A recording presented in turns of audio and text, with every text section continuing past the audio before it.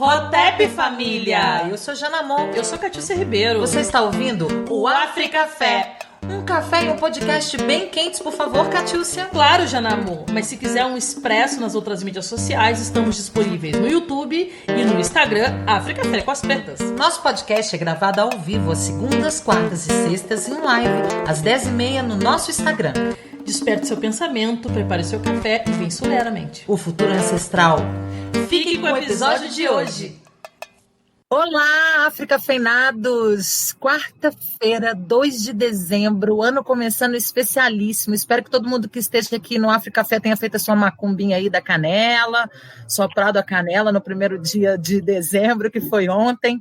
Hoje é dia 2, Dia Nacional do Samba, um dia muito especial. Ainda dá tempo de fazer a macumbinha aí do dinheiro, que eu aprendi com uma grande amiga baiana, que fala, ó, dinheiro extra, dinheiro de fonte inesperada, dinheiro que é meu, venha para mim. Essa semana é uma semana de levantamento de energia, porque é a primeira semana de dezembro. Então, não faz mal a gente se munir de todas as tecnologias, né? Do pensamento para poder levantar esse dezembro. O que esperar do último mês de 2020? Vamos deixar essa pergunta no ar. Porque hoje é Dia Nacional do Samba e a gente tem motivo hoje para celebrar com festividade, com alegria. E a gente está recebendo esse xirê hoje, além da minha parceira aqui de programa, Catiúcia Ribeiro, que ontem esteve na GNT, e quem quiser acompanhar, depois pode acompanhar aí pelas redes, estava no Papo de Segunda, ontem, dia 1º, não sei se você está assistindo ou ouvindo este programa aí nos streams, se você está com a gente ao vivo, foi ontem, dia 1º, se você está nos ouvindo, hoje é dia 2 de dezembro, Dia Nacional do Samba, e estamos recebendo para o nosso xirê, Angélica Ferrares. Se tivesse plateia, ia ser o momento dos aplausos. Angélica, antes de você falar, vou convidar aqui a minha parceira de programa, Catiúcia. Que saudade, irmã! Quantas classes por aí, família! Soleando o pensamento de geral mesmo. Tá vendo, guria? Rotep Família, já tô em casa, depois de um mês no mundo, uma temporada em Porto Alegre, uma temporada em Salvador, cheguei, tô falando diretamente do meu QG central do Africafé. Bom, na segunda-feira eu estava com Dona Angélica lá na casa dela, lá em Salvador, no Rio Vermelho, que foi de onde eu gravei o GNT, Papo com Segunda, né? O resumo, eles fazem uma tiragem, o resumo já tá no YouTube, já deu uma viralizada, então corre lá. Com o tema O Outro Lado da História, a capa tá eu e Emicida, tá bem bacana. Bom, hoje é Dia Nacional do Samba, né? O samba que é a nossa filosofia popular, o samba que é a nossa expressão de transformação. Na filosofia africana, inclusive, nós falamos do samba como esse agente de transformação filosófica que chega aqui com os nossos corpos, territórios dos nossos ancestrais. Então, muito mais do que um entretenimento, o samba é uma transformação, porque ele é uma potência de ação. E nada melhor do que receber a Angélica Ferrares, minha amiga há mais de uma década, me recebeu de braços abertos quando eu cheguei nesse Rio de Janeiro, né? E eu vi essa mulher maravilhosa edificar essa pesquisa, esse projeto, esse caminho. Mãe de uma criança que eu sou apaixonada. Então, minha irmã, seja bem-vinda ao nosso Africafé. O palco, essa avenida é toda tua. Por favor, se apresente e fale conosco. Axé, axé, minhas irmãs. Eu estou muito feliz. Aliás, eu estou muito feliz porque é Dia Nacional do Samba, né? É o último mês desse 2020 que foi assim desafiador, que foi uma loucura, né? Tá sendo essa loucura ainda. E é isso que Jana falou, né? Vamos fazer nossas macumbas, sabe? Nos munir de nossos rituais, de nossas crenças, porque só assim para a gente poder enfrentar esse turbilhão, né? Tem gente que diz que o samba cura, eu acho que o samba cura, eu acho que o samba transforma e eu acho que o samba educa, né? Eu acho que essa tem sido uma das minhas bandeiras, assim. Catiúcia, que é minha amiga de mais de uma década, conhece, né, minha trajetória, sabe o quanto eu tenho buscado criar regimes de visibilidade para a gente pensar nesse samba que educa, para a gente pensar na trajetória de mulheres negras, das protagonistas do universo do samba, né, as nossas griots, o que eu tenho chamado das nossas griots do samba. E eu estou muito feliz porque, assim, eu sou aqui do Rio de Janeiro, né? E foi o samba que me levou para Salvador, né? Foi o samba que me levou para Bahia, né? Justamente porque eu comecei a pesquisar as tias do samba, né? As chamadas tias do samba. Eu que sou historiadora de formação e que sou versada na prosa do samba e que sou versada, enquanto historiadora, também sou versada na antropologia, um pouco na literatura. E aí, quando fico perto de minha amiga Catiúcia, também fico na filosofia, sabe? Aí, quando fico perto de Jana, fico também nas artes, né? Enfim. E aí, eu comecei a pesquisar no ano de 2010, também uma década aí, quando eu comecei a pesquisar as tias de samba. Né? Por quê? Porque a gente, às vezes, conhece ou já ouviu falar em Pixinguinha, em João da Baiana, em Donga. Eu acho que a maioria aqui, se não conhece, já ouviu falar, né, nesses nomes.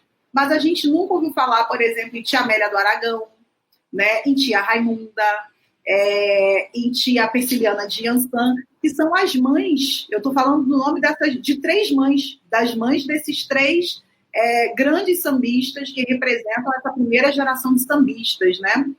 E então eu falei assim, gente, quem é a mãe dessa geração? Todo mundo fala dessa geração, mas e aí? Quem pariu? Quem pariu essa geração? E aí foi o meu grande encontro com as chamadas tias do samba. Né? E aí fiquei pegada com essa coisa do tipo tia Amélia, tia Persiliana, tia Ciata, né, que é uma das mais conhecidas, tia Carmen de Tribuca, é tia pra cá, é tia pra lá, é tia Dodô da Portela, né, tia Surica, tia Doca, já estou trazendo já, né, para as tias, né, contemporâneas, e fiquei pensando o que essa tia tem, né, por que algumas dessas mulheres, a maioria mulheres negras, as pretas velhas, por que algumas são chamadas de tias e outras não, né, e o que essas tias têm. E aí comecei minha pesquisa em 2010, fazendo meu mestrado pela PUC-Rio, depois volto para a UERJ, eu que sou filha da UERJ, né? Sou da segunda turma de 2004, e aí depois volto para a UERJ para terminar esse doutorado bacana, potente, né? Sobre a história social do samba e sobre a história social de mulheres negras, né? E aí é quando trago as tias, a trajetória das tias, as epistemologias, os saberes dessas mulheres para dentro da academia, para dentro da universidade. Né? E o que eu costumo dizer é que a gente não, quando a gente leva os nossos saberes, né, Catiúcia com filosofia africana, eu com essas tias do pós-abolição e mulheres negras, né, e que são construtoras dessa instituição que é o samba, né? Então, quando a gente leva esses saberes para a universidade, a gente não está traduzindo saberes para um cânone. A gente não está no processo de tradução. Muito pelo contrário, a gente está elevando, edificando esses saberes, criando um regime de visibilidade para esses saberes e transformando esses saberes, alçando a categoria de cânone. Porque se a gente não implode o cânone, a gente tem que ampliar, né, essa ideia do que é o cânone acadêmico, do que são os clássicos, né? Então, elevando esses saberes, essas tias, essas narrativas dessas mulheres, né, para esse lugar, né, da universidade, né? Por isso que eu costumo dizer que a gente, quando entra na universidade, a gente é ativista acadêmica. Eu me apresento como ativista acadêmica, né? Não dá para a gente entrar na universidade, levar nossas bandeiras, sabe, e ser só acadêmica da Torre de Marfim. Muito pelo contrário, né? Acho que a gente já quebrou essa torre e a gente está levando assim nossos saberes e cristalizando, né? Chamando a xincha aí desse grande lugar de poder, né? Que são os nossos saberes, que são as nossas epistemologias. E a minha muito por essa pedagoginga, né? Essa pedagoginga do samba, da malandragem, né? Das manifestações em roda, das religiosidades, né? E aí por aí vai. Uou! Quanta informação, né, irmã? Foi muito? Olha que eu pensei, eu vou respirar para falar devagar. Muito, e na verdade... Não, foi muito... Não foi ainda, e ainda tem mais por vir, né? Incrível.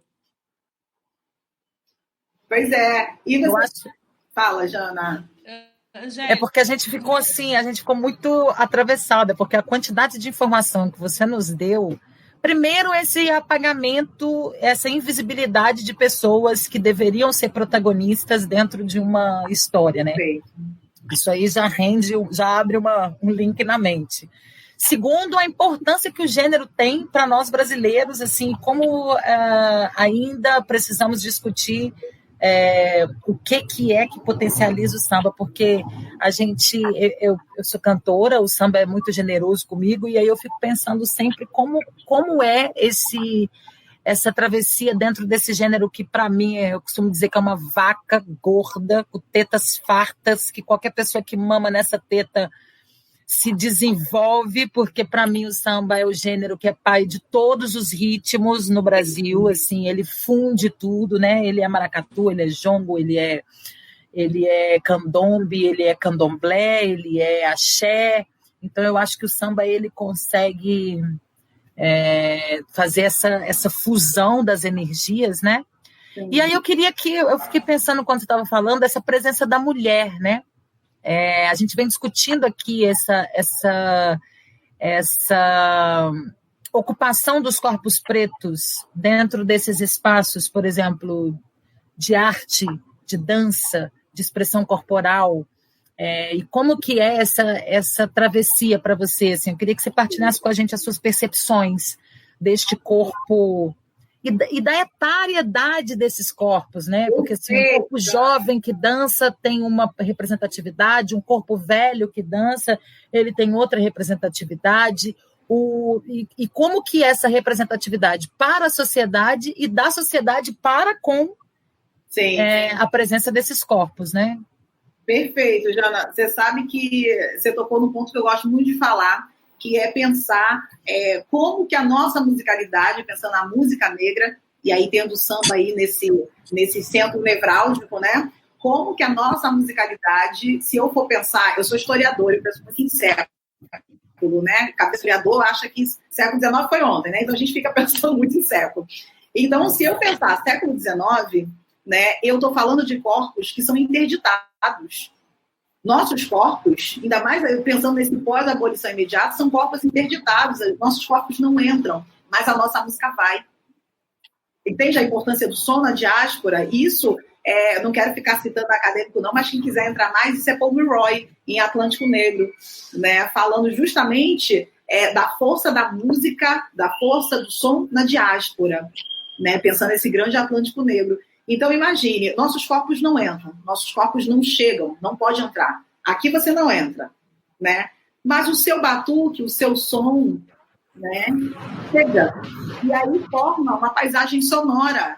Jurema Werneck, que eu amo, dialogo muito com Jurema Werneck, tem uma tese muito importante, chama O Samba Segundo a Vialodez, onde ela vai trabalhar com esse conceito de paisagem sonora, como que a nossa musicalidade no pós-abolição ela consegue estruturar uma sociedade, organizar uma sociedade, porque ela compõe a paisagem sonora, né? Então, se a gente for parar para prestar atenção, essa primeira geração de sambistas, que eu falei de Donda, de Donda Baiana, eles são instrumentistas que começam com instrumentos de sopro, sabe? São esses instrumentos que vão chegar nesse lugar da elite dominante, sabe? Aquela coisa da elite que está no café e aí escuta, né? Escuta esse som, escuta. Aí a batucada entra também.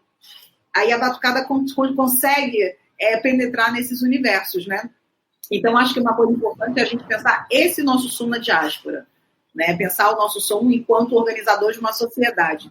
Se a gente chegar em Madureira, eu adoro pensar Madureira, porque Madureira é um bairro atravessado pela música negra. Você chega em Madureira, se você está na Serrinha, você tem o jongo. Você tem o jongo na Serrinha. Se você chega mais lá para a Estrada da Portela, você tem 2 escolas de samba só ali, que é Império Serrano e a própria Portela, né? Se você chega embaixo do viaduto de Madureira, você tem o rap, você tem o hip hop, né? Das chamadas periferias de Madureira, você tem os paredões de baile funk. Sabe, Madureira é um bairro todo atravessado, né, todo organizado pela musicalidade. Se a gente for Irajá, é a mesma coisa, né? Se a gente for em Jacarepaguá, sabe, a mesma coisa. E eu que estudo a partir do século XIX, né, isso não... Por exemplo, Jacarepaguá chamava freguesia de Jacarepaguá, né? Madureira ficava na chamada freguesia do Irajá, que englobava Oswaldo Cruz, Madureira... Colégio, aquela região Cascadura, aquela região toda ali. Então, como que nós, né, a população negra, a gente consegue organizar esses espaços, claro, com muita força de trabalho, né, mas com expressões musicais. A gente consegue organizar esses espaços a partir de expressões musicais. Né? Se você for parar para prestar atenção, as escolas de samba, elas são presença marcante em favelas, nos morros, nas chamadas periferias. Né? Tem lugar no Rio de Janeiro que, às vezes, a quadra de uma escola de samba é a coisa mais importante que aquele lugar ali tem, que aquele espaço tem. Sabe? Eu costumo dizer que, às vezes, a presença da quadra de uma escola de samba pode ser a instituição mais próxima que aquela pessoa, que aquela galera ali do entorno sente, sabe? Na falta de representações de instituições do Estado, sabe? Na falta de escola, sabe? Na falta dos espaços que restituem cidadania àquela pessoa, aquele sujeito ali, né, subalternizado. Às vezes vai ser na escola de samba, vai ser frequentando, vai ser fazendo parte da família de samba, que aquela pessoa se vê e se sente restituída em cidadania e humanidade. Essa humanidade que nos foi negada. Então, eu estou falando de instituições que são pensadas a partir dos protagonistas. Quem pensou a escola de samba foi a população preta, sabe? Isso não nos foi dado de outro lugar, sabe? Que não foi do nosso chão, do chão do terreiro. Né? Então, a gente pensar que é uma instituição nossa, né? E é uma instituição nossa que nos serve e que às vezes pode nos servir mais do que as instituições ditas formais do Estado, isso é um lugar de muita potência, de muito poder. Né? E quem está gerindo esse solo, desde que o mundo é mundo, desde que o samba é assim, são as mulheres. Sabe? É a presença feminina nesses espaços. Sim. Sabe? São as mulheres que estão gerindo, são as mulheres... Sim.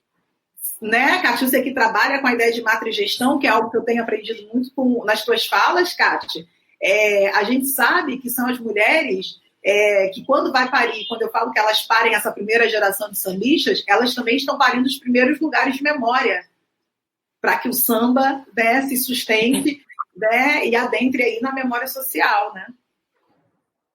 Não, irmã, e é tão incrível o que você está falando, porque assim, né, inclusive, né, hoje eu começo um novo curso, o curso módulo que nós trabalhamos sobre perspectivas pluriversais. E dando um spoiler um pouco do curso, nós falamos o quanto reconhecer as nossas instituições são fundamentais para pensar outros horizontes e outras perspectivas, né, para as nossas emancipações. E o samba, ele é esse espaço. Minha mãe, biológica, Sônia Ribeiro, antropóloga, mestra, enfim, foda, proprietária, como a gente chama ela aqui, na monografia dela de curso, ela fez uma pesquisa por que a escola de samba atrai mais do que a escola formal. Quando nós vamos no ensaio de uma escola de samba, isso lá na minha cidade, lá em Porto Alegre, mas se tu olhar aqui, ou se tu olhar na Bahia, que o Ilê também pode ser lido como esse espaço de samba, né? Porque eu acredito que essa categoria de samba, e aí tu pode falar muito melhor que eu, é sempre também essa relação do som, do tambor, que é a nossa filosofia do coração, né? Que esse tambor é a nossa filosofia, porque é como o nosso coração, ele experimenta o mundo. Então, nós produzimos filosofias ao som de atabaques, como fala o maravilhoso Ney Lopes. E aí tu tá trazendo isso é de uma grandiosidade, de uma força muito grande, né? Porque nós temos espaços que são espaços de transformação da nossa realidade e que foi gestado por nós, pelas nossas matrigestoras, né? Que são o samba, que são os nossos locais de transformação. Então, assim, quando tu traz, eu queria que tu falasse um pouco disso, assim, esse lugar da mulata, por exemplo, né? O quanto nós fizemos um vídeo, para quem não assistiu, tá no meu IGTV, na minha segunda literária, nós fizemos um vídeo lá em Salvador, quando eu tive a vez na casa de Angélica. A Angélica mora lá e cai, tipo eu, né? Eu tô igual você, lá, minha mãe mora lá, eu moro aqui, então a gente fica sempre nesse... Tá igual a mim, né? Tô sempre lá e cai. E ainda faço uma extensão a Porto Alegre, né? Então eu fico nesse... Mas isso que tu está dizendo é muito fundamental, porque na filosofia antiga, em Kemet, a transformação, a arte de transformação da vida, ela era pela arte. Então é por isso que as nossas instituições, elas são sambadas, elas são movimentadas, porque elas trazem, né, a herança da nossa ancestralidade. Então é lógico que a escola de samba ela vai ser muito mais atraente. Falasse um pouco disso, assim, porque na escola de samba nós conseguimos ter um pertencimento que na instituição escola nós não conseguimos, né? E aí, assim, nós estamos confinados aqui na Covid-19, senão a gente nem estaria fazendo agora a Africafé, nós estaríamos no trem do samba, bem carinho, bem tudo, não é? E aí eu queria que você falasse um pouco desse lugar do samba como potência de transformação. Sim, perfeito. Aliás, você falou tudo, viu, Catiúcia? Dia Nacional do Samba, a gente realmente estaria na pista, ou então a gente estaria programando alguma coisa para daqui a pouco. Tipo, vamos para onde? Oswaldo Cruz, Madureira, sabe? Exatamente. Pois é, mas enfim, né? Estamos aqui respeitando o momento, né? Mas olha, Catiúcia, eu não sabia que sua mãe tinha feito essa... Fez e ela está aqui, ela está assistindo, ela pode dizer o nome, mas se não me falha a memória, a monografia dela é de 1999, porque em Porto Alegre, que é uma cidade bem segregada, né? E aí eu posso falar isso, porque eu falei de Porto Alegre no Papo de Segundo, um monte de gente vinha me chamar em box para me xingar, né? Então eu posso falar que Porto Alegre é uma cidade segregada, sim, uma cidade racista, sim, né? Vide aí a morte do João Alberto. Então a minha mãe começou a identificar porque o índice de evasão escolar nas vilas, né? Que Porto Alegre chama de vilas, e Carol Moreira trouxe muito bem, Porto Alegre se entende uma Europa pequena, que até chama o espaço de vila, não entende como comunidade, porque fica meio blasé, né? Então, as vilas, que é o território onde majoritariamente estão as populações negras em Porto Alegre, elas têm um alto índice de evasão escolar e elas estavam dentro das escolas de samba. Meu pai era dono de uma escola de samba lá em Porto Alegre, uma das mais famosas. Donos não, um dos membros que ajudou a edificar aquele espaço, que era Imperadores do Samba. E daí a mãe foi para dentro da Imperadores do Samba, que chegava lá, imagina, quarta-feira, sexta-feira, 5 mil pessoas, 99 ela falou,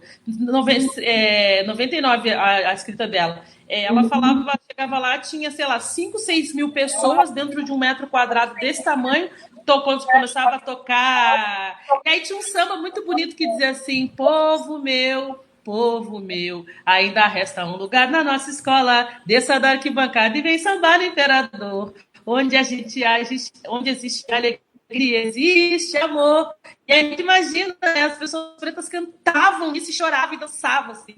E aí ela foi para dentro desse espaço para ver o quanto isso, esse impacto, né, esse impacto onde as pessoas pretas se reconheciam, é o espaço de você encontrar um aconchego frente à estrutura de violência daquele lugar. Então, eu vejo muito quando tu fala nisso, eu lembro muito disso, assim, né? Me dá muito esse gatilho ancestral, como fala a Jana.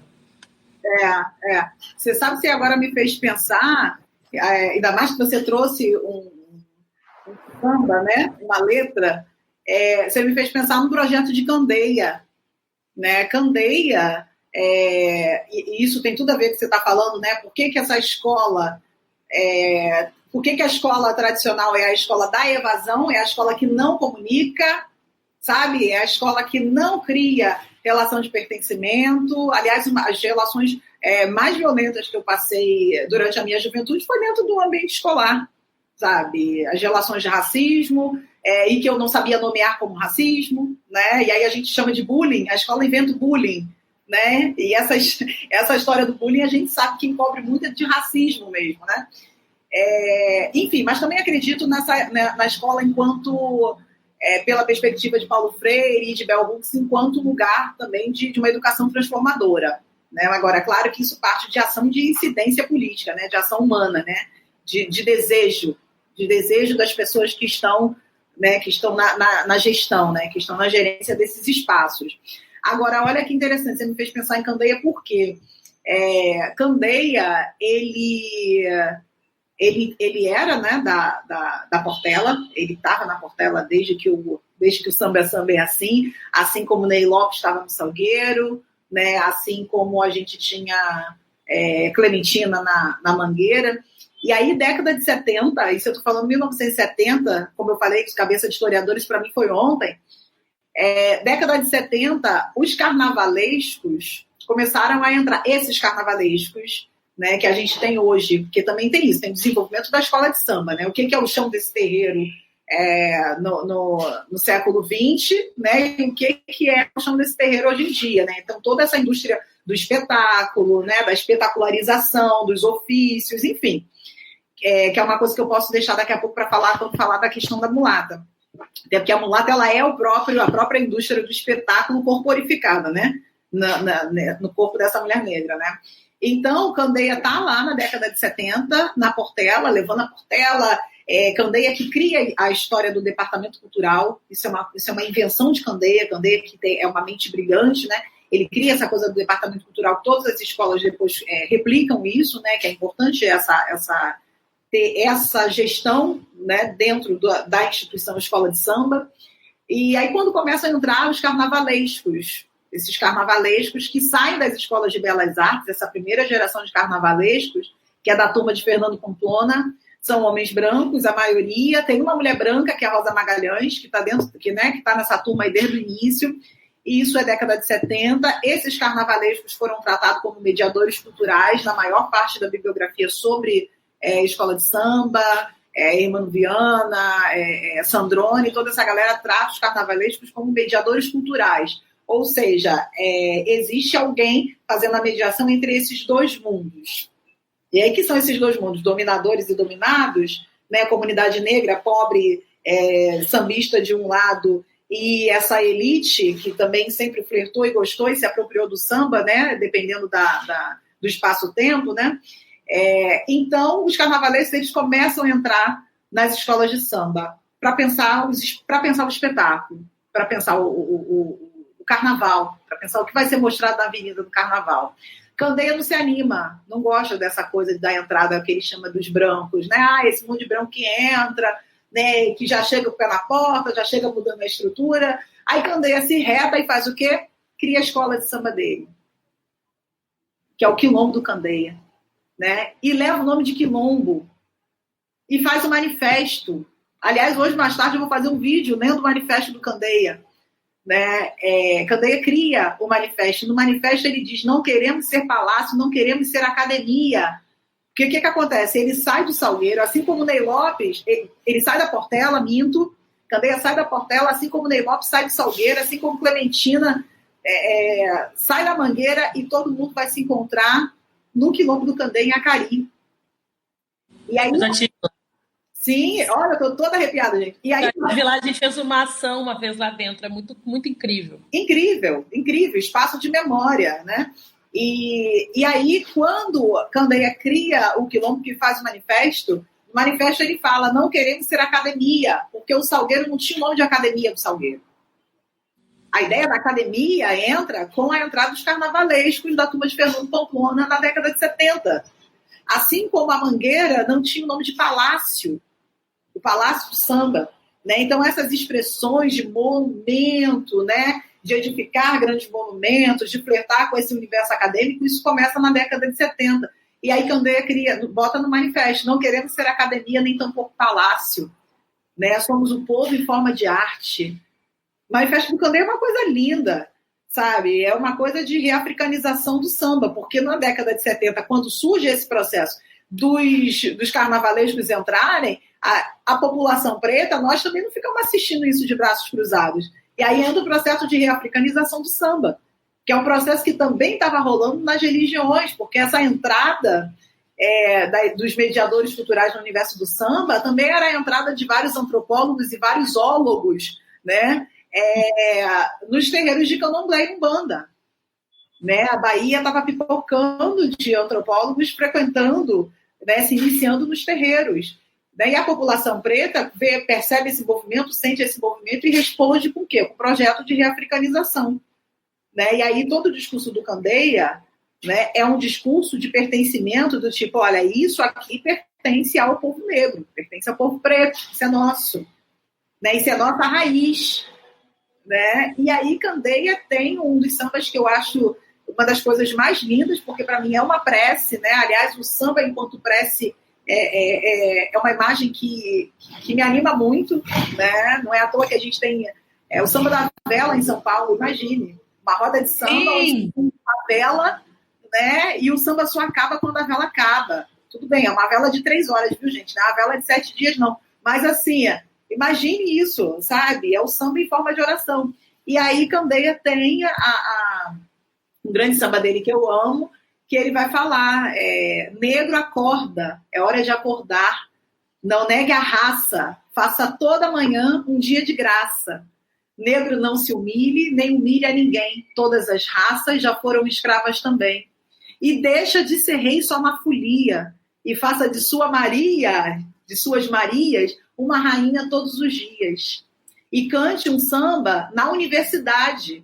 Ele também não está negando o contato com a universidade. Não, ele está falando, cante um samba na universidade e verás que teu filho será príncipe de verdade. Ele está falando, olha, apropriar, vocês não vão se apropriar, não. Isso aqui é nosso. Né? Samba é resistência, samba é nossa raiz, samba é ancestralidade. Né? Nossa ancestralidade. Agora, ele também não está negando, ele também não está fechado. Né? Tanto que o Quilombo do Candeia começa também a ser frequentado por vários jornalistas, intelectuais, estudantes, enfim. Né? Ele não está negando nenhum tipo de contato, não é isso. Pelo contrário, ele está, vamos ter contato, vamos dialogar. Mas isso aqui é nosso. Uhum. A coisa de deixa esse bastão aqui. E aí, claro que a gente sabe que todo esse processo de desenvolvimento do samba, e para a gente pensar o carnaval que a gente tem hoje, né, esse grande espetáculo que não perde o chão da ancestralidade, mas a gente sabe que é um grande espetáculo que está sendo feito cada vez mais para o mercado, para um nicho de mercado. Né? Não é à toa que as escolas de samba, elas não estão dentro da cultura, do que a gente pensa enquanto Secretaria de Cultura, que nem temos mais, mas elas estão dentro da Secretaria de Turismo, sabe? A escola de samba, ela está dentro da Secretaria de Turismo, ou seja, isso tem um propósito nisso. A gente tem propósito quando coloca... Nossa, e isso diz muita coisa, né? Diz muita coisa, você tirar, assim, uma coisa que é muito violento, né? Você despertencer o samba do povo que criou o samba. E aí você faz o samba um comércio, você coloca o samba nesse lugar do turismo, porque também quando você coloca... Isso é o clássico das narrativas da atualidade que se chama de apropriação cultural, né? E aí me lembra muito da Marimbaani, que ela fala assim, né? Isso é muito o que os urubus fazem, né? Os brancos fazem isso, né? Onde eles chegam, eles conseguem destituir as coisas, né? É matar, roubar e destruir. Sim. É destruir esse legado do samba, né? Destruir o que o samba foi, né? A forma... Tem um samba muito bonito do Reinaldo que fala, né? Que filosofia é só lá no meu quintal, filosofia é no quintal, filosofia é no samba. E aí, quando a branquitude ela chega nesses espaços, ela não consegue entender esses espaços como espaço de transformação. Elas veem a possibilidade de tirar e lucrar em cima das transformações. Sim. Lucro. E aí tu está falando do Candeia, eu sou muito fã do Candeia, muito linda a história do Candeia, né? Que é um homem negro que tinha toda uma postura de violência, né? Toda uma postura. E aí o cara fica, se eu estiver falando alguma coisa errada, Angélica, tu me corrige, ele se acidenta, né? Fica paraplégico e aí ele vira a chave e começa a olhar para a população negra. Tem um samba dele que eu gosto muito bem também. Eu não sou africano. Isso. Agora eu não lembro a letra dele, sabe? Isso. Assim, quando eu descobri a história do Candeia, eu tive lá, conheci a família do Candeia, nós fizemos um griotagem dentro do Quilombo, assim, e eu conheci com meu irmão Cizinho, eu fiquei com o olho encantado, que é aquele lugar, né? Que é aquele espaço. E é um Quilombo, é isso. É um Quilombo. Que eu entendi. O Candeia tem uma figura muito importante dentro do universo do samba, assim como a gente tem o Malandro, a gente tem o Valentão. Então o Candeia, ele era esse personagem do Valentão, né? Um policial e tal, e essa coisa do Valentão mesmo, né? E assim como na Portela, né? A gente tinha Manuel Bambambam, na época tinha Dodô da Portela, que é a personagem da minha tese agora, né? Da minha biografia. Então, Tia Dodô fala muito nos áudios dela e Manuel Bambambam, que era o Valentão da Portela, né? Assim como tem a figura do delegado Chico Palha, né? Então, a gente tem, no universo das escolas de samba, essas figuras. A gente tem as tias, a gente tem o delegado, a gente tem o Valentão, a gente tem o bicheiro, né? Que é importante falar que a gente tem o bicheiro, né? A contravenção. Então, o Candeia ele faz parte de um desses, além do artista, né? Do grande artista que é Candeia, né? E eu digo que é porque é clássico, né? Clássico é imortal. Ele cumpre esse lugar também, ele cumpriu esse lugar do valentão, que lhe valeu, né? Ele ter ficado paraplégico, né? Essa coisa da valentia, né? Agora, quando a gente pensa na indústria do espetáculo, né? Da escola de samba, é isso, né? O Brasil, quando isso Lélia Gonzalez traz muito, né? Quando o Brasil se projeta nesse lugar o Brasil é o país do carnaval, o Brasil é o país do futebol, sabe essas imagens, né? Vou chegar na mulata agora, né? O Brasil é o país da mulata tipo exportação. Isso tudo foi cunhado nessa mesma época, isso tudo tinha a ver, isso tudo tinha relação. Eu estou na década de 70, a Lélia está escrevendo isso em 1984. Né? Tudo isso tinha relação com essa projeção da imagem do Brasil no exterior. O que vai ser o Brasil? Como que a gente atrai para os trópicos, para esse país quente, né? Para esse país onde se plantando tudo dado, homem cordial, e todas essas imagens, né? Fez com que a gente colocasse o samba, colocaram o samba enquanto moeda de troca nesse lugar, né? E o corpo está dentro dessa moeda de troca. O samba está dentro dessa moeda de troca, a escola de samba está ali para servir como uma grande experiência do que você vai viver o Brasil. Né? A escola de samba é cartão postal do Brasil, né? Assim como a mulata tipo exportação, que é um dos temas que eu tenho me pegado muito, sabe, para poder refletir o que é essa mulata. Né? Assim como a gente tem o valentão, e eu gosto de colocar a mulata no lugar da personagem, assim como a gente tem o valentão, o delegado, a tia, né?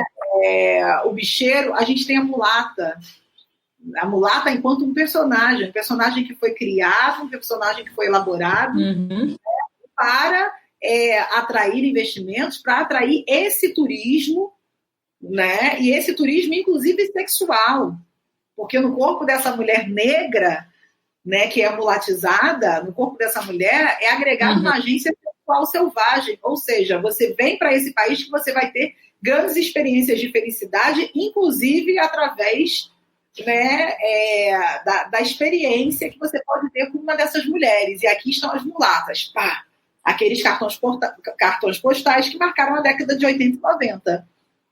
Né? Você chega no Brasil, você quer ir para a escola de samba, né? Eu tenho um vídeo nojento do Arnold Schwarzenegger, onde ele vai para um palco, e aí nesse palco são chamadas, né, as passistas para poder sambar com ele e tal, não sei o quê, e ele começa a pegar no corpo delas, do tipo, ele começa a pegar, ele começa a mexer, e elas se sentem super mal. No vídeo dá para ver que elas estão constrangidas, né? Mas, ao mesmo tempo, elas internalizaram aquele personagem, sabe, Catiúcia? Né? O que Lélia Gonzalez dizia é que a passista no Carnaval Carioca, ela é a atualização máxima da carreira, né? Essa passista. Então, o perigo mora aí, né? O perigo mora quando você leva o personagem na cama, sabe? Você é um personagem que é criado, não foi criado pela mulher negra, porque o que a mulata encobre é justamente a humanidade desta mulher negra, né? E aí a ideia da mulata, o que é feito? Um processo de embranquecimento, porque a mulata ela é um pouquinho mais clara, sabe? Essa coisa de colocar essa mulher que é mais clara, essa coisa de colocar a mulher, porque ela tem a ideia dos traços finos, então ela é retirada do lugar da mulher negra como se ela tivesse, olha, você agora alçou a categoria mulata, como se isso fosse uma categoria, digamos, melhor do que a da mulher negra. Né? E aqui está encoberto tantas imagens de controle que dialogam com violência física mesmo e sexual dessas mulheres, sabe? E o que a gente vê é que muitas de nós, mulheres negras, a gente acaba internalizando essa imagem de controle, acaba reproduzindo isso. A gente leva essa mulata como personagem e começa... Isso que eu ia te perguntar, assim. A gente começa a se relacionar a partir desse personagem. Não, eu ia te perguntar, não sei se a Jana quer fazer... Eu quero fazer várias coisas. Meu Deus, elas estão com saudade. Eu trouxe no nosso vídeo mesmo. Não, estão me ouvindo? O também está aqui no meu pé. Ele está com saudade, né? Eu também estava nessa de... Então, fala, Jana. Então, como a gente está com um delayzinho aqui na nossa plataforma, mas super natural. A gente vai conduzindo aqui. Eu estou ouvindo a Angélica e entendendo essas performances todas desses corpos pretos, né, que ocupam diferentes lugares aí nessa cadeia aqui, nessa grande empresa que é o samba, né? Porque ele tem desde uma gastronomia específica, desde um ritmo específico, desde uma música específica, desde corpos específicos, consumos específicos, né? E hoje, no dia 2 de fevereiro, né? De dezembro, onde, olha eu misturando 2 dias, olha o dia de Iemanjá. Você tá em Iemanjá. Estou ansiosa, estou preocupada com esse dezembro. Eu estou aqui fingindo uma naturalidade que hoje é dia 2 de dezembro, comemorando o dia do samba, mas eu estou preocupada. Já querendo dar um salto para fevereiro. E aí, pensando nessa contribuição, quando a Cátia traz esse novo modelo de organização de uma sociedade, né, onde os corpos pretos sejam, de fato, emancipados, e a gente traz uma discussão aqui muito interessante, porque essa ideia do empoderamento, a gente precisa trazer essa discussão sobre essa questão do empoderamento, porque o que é empoderar quem já nasce o poder? Para mim, faz muito mais sentido falar de emancipação, porque não tem como falar, sabe, as minhas mais velhas lá na minha casa, minha avó não falava com a minha mãe, a gente tem que se empoderar. Elas já eram o poder, a vida já funciona dentro dessa ideia, né, de poder, e isso é porque o Ocidente associa poder a capital, né, a poder aquisitivo, a status financeiro, e a gente associa poder a outros fatores, né, a outras tecnologias que o dinheiro... Quando eu vejo um meme com amor de rir, vou dividir com as amigas, que é: dinheiro não traz felicidade, mas ajuda a sofrer no Caribe. A questão é que o dinheiro realmente não traz felicidade, realmente a gente pode sofrer longe de casa, mas não é a partir do capital que vem o nosso poder, definitivamente. As nossas tecnologias vão além, né? Então, eu acho que a gente trouxe uma contribuição muito valorosa assim, para a nossa comunidade a respeito do que é celebrado nesse dia 2 de dezembro, por que é importante essa data nacional, onde em vários lugares do país é celebrado, especialmente no Rio de Janeiro e em Salvador, onde o samba cria raízes, aí a gente sabe que tem sempre essa discussão, né, Angélica? O samba nasceu na Bahia, nasceu em Minas, ou nasceu no Rio, e fica aí eles que lutem, eu quero sambar, onde ele nasceu, que veio de África, né, irmã? Sim, que é herança dos nossos antepassados, e quero desfrutar do privilégio que é ter esse ritmo nos amparando, nos acolhendo, né? Sim. Eu queria fazer uma reflexão agora aqui com as africafeinadas, que é sobre a alegria, né? A alegria é uma tecnologia de revolução. O samba proporciona isso. Eu fiz algumas turnês internacionais como cantora, e eu me lembro de ter ficado muito impactada com o que aconteceu nas rodas de samba que eu fiz na Noruega, especialmente na Noruega, porque é um país frio, né? Quase Polo Norte, e a gente viajou por várias cidades da Noruega. E é engraçado, né? Porque assim, na Suíça e Noruega são os maiores índices de suicídio da população. E tudo funciona lá perfeitamente bem, assim.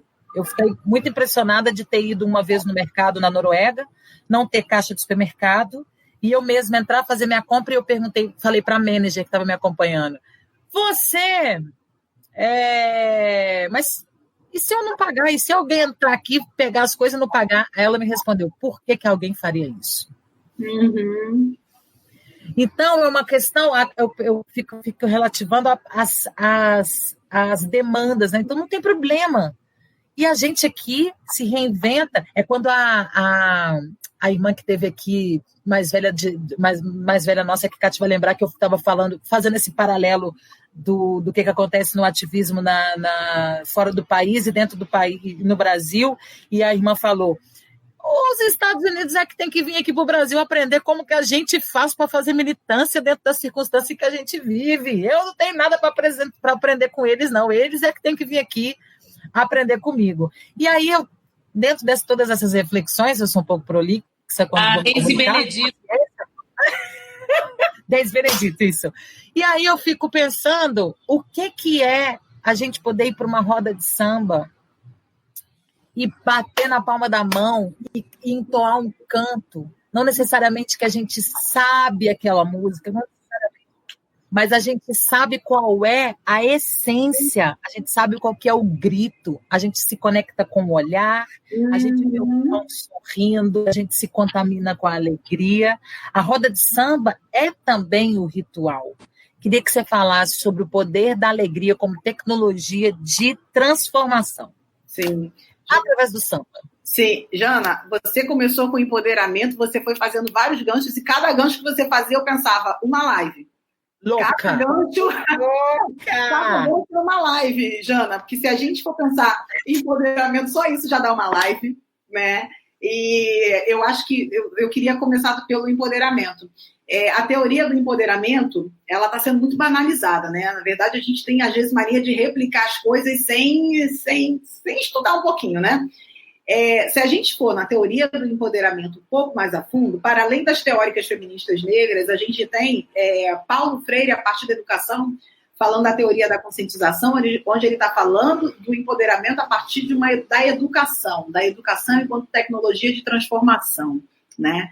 E quando eu penso no samba que educa, né, eu posso dizer, né, a partir de Paulo Freire, não é a partir de qualquer outro lugar, mas eu posso dizer a partir de Paulo Freire que o samba é uma plataforma de empoderamento, né? Ou melhor, eu posso dizer que uma das plataformas de empoderamento pela educação parte pelo solo do samba. Sim, eu posso dizer que parte pelo solo do samba. Agora, esse empoderamento que está sendo replicado, né, que está sendo superficialmente tratado, é o empoderamento que vai ligar a bens de consumo, né? Empoderar é você ter... É a mesma coisa que a cidadania. O que é ser cidadão? Ser cidadão é ter minha TV de plasma, sabe? Então, esse empoderamento que está ligado a bens de consumo, que está ligado ao capital, à indústria do capital, esse empoderamento realmente não nos interessa. Não é por aí que a gente dialoga, né? Não que a gente não precise, né, da nossa TV de plasma, das nossas coisas, até porque a tecnologia é nossa, e se não fosse pela tecnologia a gente não estaria aqui, né, nessa roda virtual, a gente não estaria se reinventando nesse momento pandêmico, né? Mas não é por aí que a gente se empodera, né? Empoderamento não parte disso, e eu gosto muito de trabalhar muito por conta do empoderamento ter virado esse arroz de festa, eu gosto muito de trabalhar com a ideia de emancipação, né? Eu lembro que Jurema Werneck, que foi parte da minha banca de doutorado, Jurema Werneck, Rosane Borges, Márcia Gonçalves, consegui colocar uma mulherada preta incrível. Eu lembro de Jurema Werneck ter falado do tipo, o que você está falando o tempo todo é de emancipação de mulheres negras, sabe? É por essa via da emancipação que você deve abordar, que você deve continuar construindo seus argumentos, e principalmente, para além do argumento, ação política, né? Ação de incidência política, né? Então, eu gosto muito de pensar na emancipação como lugar que nos interessa, enquanto mulher negra, muito mais do que qualquer outra teoria, né? Assim como gosto muito de pensar na fala como lugar para além do lugar de fala, sabe? Eu acho o lugar de fala importante. Lugar de fala, quem traz lugar de fala é Lélia Gonzalez, né? Então, acho importante a gente pensar o lugar de fala, mas lugar de fala, todo mundo tem o seu. Todo mundo tem seu lugar de fala. Eu fiz Candeia estava reclamando dos carnavalescos da década de 70 da turma de Fernando Pamplona, mas a turma de Fernando Pamplona tem seu lugar de fala, assim como Candeia, sabe? Então, assim, todo mundo tem seu lugar de fala. Então, para nós, mulheres negras, é muito mais interessante pensar a fala como lugar, ou seja, o quanto que a partir de nossas falas, de nossas frentes de trabalho, a gente consegue emancipar comunidades. Então, a fala como lugar é um instrumento de poder para a gente. E o lugar de fala a gente também tem, porque todo mundo tem. Entende? Uma coisa é o lugar de fala que todo mundo tem. Outra coisa é a fala como lugar, por quê? Porque a gente está falando de uma fala que nos foi roubada, fomos silenciadas. Então, agora a gente pega o microfone, a metáfora de Zé do Caroço, que eu gosto muito de usar, né? A personagem de Leci Brandão. Zé do Caroço, ele pega o microfone, ele faz um discurso profundo no alto-falante da favela. Ali é a fala como lugar que está sendo marcada. Entende? Mais do que o lugar de fala, né? Nossa, então, eu gosto muito de pensar. Fala, Cátia. Não, fui eu, Angélica. Eu quero que tu continue, porque essa coisa da fala enquanto lugar, isso é de uma dimensão, eu nunca tinha parado para pensar sobre isso. Porque você falar Sim, porque eu tenho falado muito dessa coisa do nosso corpo enquanto um território geográfico que trouxe as nossas expressões. E aí acabam construindo as narrativas aqui do cotidiano. Então, muito mais do que nós observarmos nosso lugar de fala, é entender a fala como lugar. Nós falamos de um lugar, nós falamos de uma localização, nós falamos de um território epistêmico ancestral. E é por isso que nós conseguimos construir, né, territórios, instituições, a partir dessa fala, desse lugar, desse corpo enquanto território. Então, gostei muito assim disso. A fala como lugar, isso é uma coisa que Rosane Borges tem trazido muito também na fala dela, né? Tem outras mulheres negras, intelectuais negras, ativistas, acadêmicas, que têm trazido, né, para a gente pensar para além do lugar de fala, né? E não é desconsiderar o lugar de fala, não é dizer que o lugar de fala não é importante, né? E se a gente for em Nélia Gonzalez, a gente vai entender muito mais da onde vem a teoria do lugar de fala, né? Mas é isso, né? É a fala emancipando, né, os nossos lugares, os nossos territórios, porque os nossos territórios não são só nossos. Entende? A gente está trazendo, a gente traz aqui, né, toda uma comunidade, né? Agora, Jana, você me fez uma outra pergunta que eu esqueci. A tua pergunta Você já respondeu, porque eu perguntei sobre a alegria como tecnologia como que a alegria como que a tecnologia da alegria para salvar e para conectar. Para mim, o samba é um grande gatilho ancestral. Para mim, para mim, o samba é um negócio assim. Você tá ali passeando na rua, você tá indo pro mercado, toca o negócio do samba, o seu negócio faz um negócio de um puxadinho aqui no ombro, lembrei. O quadril vai indo assim pro lado. Jana, eu lembrei. E aí é sobre essa conexão com a alegria. Jana, eu lembrei de uma imagem. Né? Linkando com os países que não têm esse luxo, né, que é o nosso gênero, que para mim o samba é muito mais que um gênero musical, que uma roda de samba. Para mim o samba é um grande orixá. Para mim o samba é uma entidade. É uma entidade, é isso mesmo. Boa, Jana. Jana, você me lembrou uma imagem que eu queria, a gente já está meio que finalizando, né? Eu queria colocar essa imagem. Ano passado, eu fiz um evento, ano passado foi, 2019, porque já parece que já tem mais, né? Eu fiz um evento e aí eu chamei uma mulher incrível, né, Luanda Siqueira. A Luanda Siqueira, ela é uma mulher negra. Atualmente não, há mais de 10 anos ela mora em Paris, porque ela trabalha com música clássica. Luanda Siqueira é uma mulher negra da música clássica. Ela trabalha com ópera, né? Ela é uma cantora e uma artista, né? Ela faz outras coisas dentro do universo da música clássica. E aí eu chamei ela para o Samba e Prosa, que era um evento que eu fazia aqui no Rio de Janeiro, onde a gente fazia aulas abertas em bares, né? Uau! E era muito bacana. E aí era porque a pandemia chegou e a gente, né, parou de fazer o evento. E aí a Luanda trouxe uma imagem maravilhosa. Ela falou assim, quando eu fui para a música clássica, eu aprendi música clássica. De ouvido, a música clássica, ela bate no meu ouvido. Então, ela aprendeu música clássica, ela se disciplinou pela música clássica, ela começou a tocar piano, ela começou a fazer aula de canto, de voz, aquela coisa toda, né? E o samba, para ela, bate, assim como a música clássica bate no ouvido, o samba, para ela, bate no corpo. Olha que imagem linda. Eu ia falar um palavrão, mas eu todinha, tô emocionada. Porque é o tambor, é o ritmo do tambor. Eu peguei até meu tamborim. É o ritmo do tambor. Então, esse tambor, né, que é essa batida do coração que Catiúcia trouxe, é isso, bate no nosso corpo. E aí é por isso que, às vezes, você tá no... Como é que é aquele funk que fala que você ouve um funk e você já começa? Tem um funk, eu esqueci a letra dessa... Né?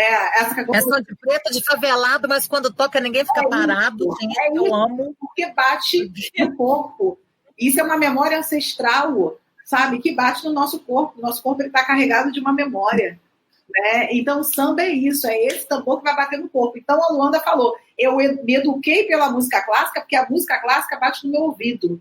O samba bate no meu corpo. É mais forte. Sabe? Quando você vê, ó, pum, tu já mexeu, tu já foi. Né? Você passou, você está dentro do carro, você escutou um samba lá longe, você está mexendo qualquer coisa dentro de você, sabe? E isso é para além do explicável. Eu acho que isso é... Pegando um gancho na fala de Angélica, finalizando o nosso Africafé, eu vou proporcionar aos africafeinados a oportunidade de sentir uma pressão aí no quadril, uma alegria. Vou enaltecer esse grande orixá que é o samba, através da obra de um dos nossos mais velhos vivos, Nelson Sargento. E aí eu vou cantar uma música e a gente encerra o programa agora. Cati, amo você. Angélica, bem-vinda sempre ao nosso... Obrigada. Que alegria receber aqui vocês. Eu vou cantar essa música assim, ó. Samba, Maria Rita na nossa live. Agoniza, mas não morre. Alguém sempre socorre antes do suspiro derradeiro. Samba, negro forte destemido, foi duramente perseguido nas esquinas, nos botequins, no terreiro. Samba, inocente, pé no chão, a fidalguia no salão, te abraçou, te envolveu. Mudaram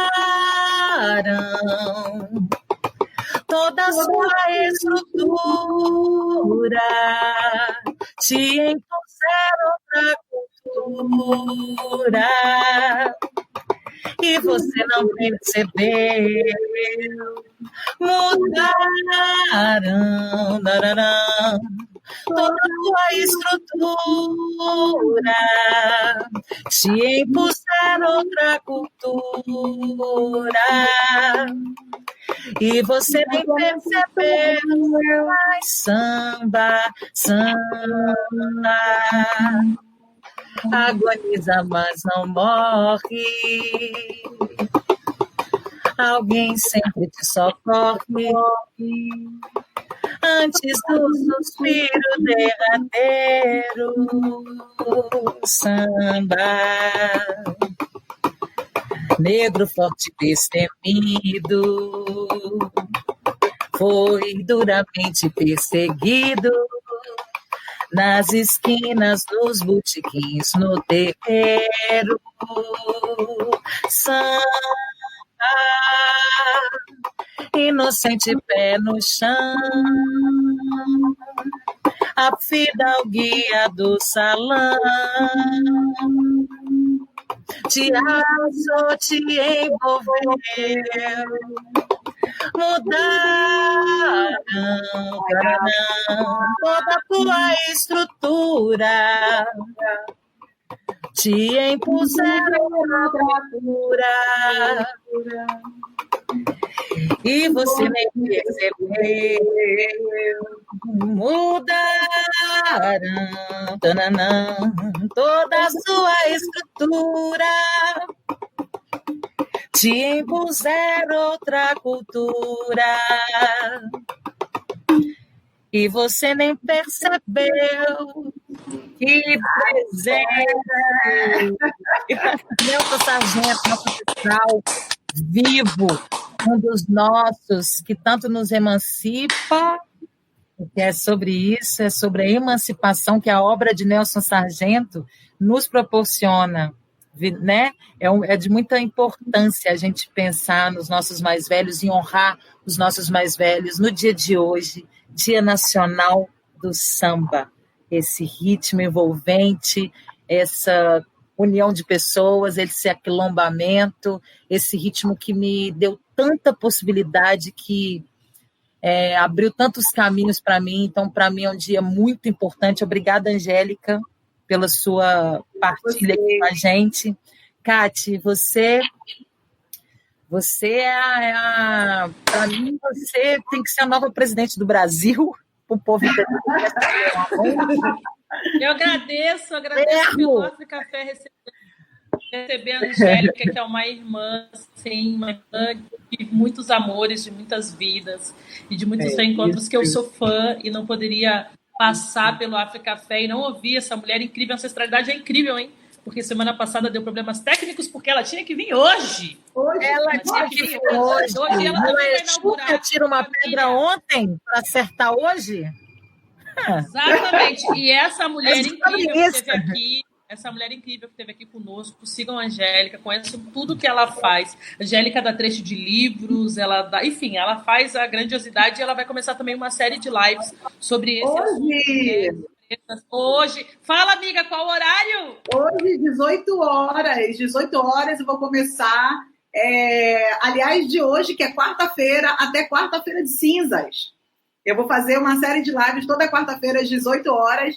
Vou começar hoje com Valéria Valença, que eu quero trazer as protagonistas, né, do universo do samba e do carnaval para poder falar. E é isso. Se é samba que eles querem. Vai ser essa série de lives. Olha,